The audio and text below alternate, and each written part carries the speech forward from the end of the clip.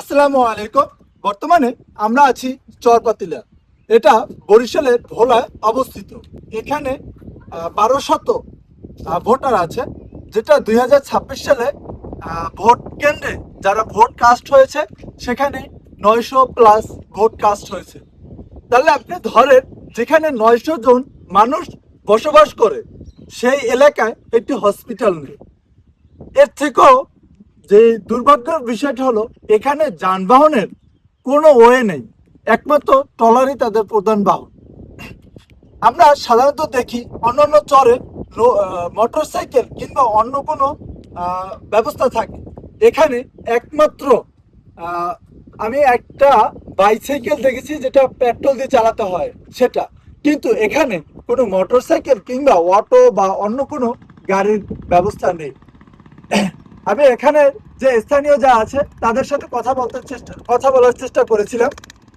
তারা যেটা আমাকে জানিয়েছে যে এখানের মানুষজন চিকিৎসার জন্য যখন কোনো ডেলিভারি বা কোনো মহিলাদের যে এই সমস্যাগুলো যেটা হয়ে থাকে সেটার জন্য তাদেরকে দীর্ঘ পরিকল্পনা করে নিতে হয়।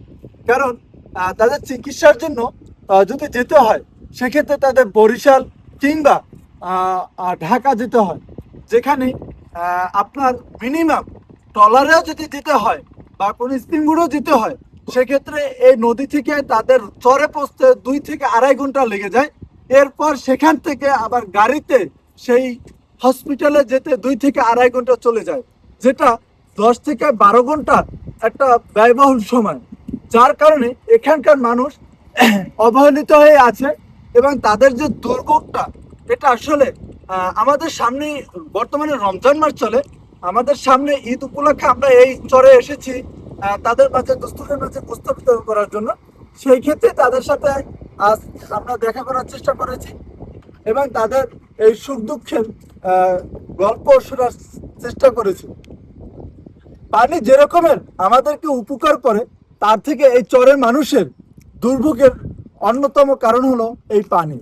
এই পানি আবার তাদের জীবন কেড়ে নেয়। এখানকার অনেক ঘর বাড়ি কিংবা আপনারা জানবেন জেনে থাকবেন যে ভোলা অনেকেই ঘর বাড়িহীন হয়ে তারা অন্যান্য স্থানে আশ্রয় নিয়েছে। আমরা এখানে এই চরে অনেক জায়গায় যাওয়ার চেষ্টা করেছি।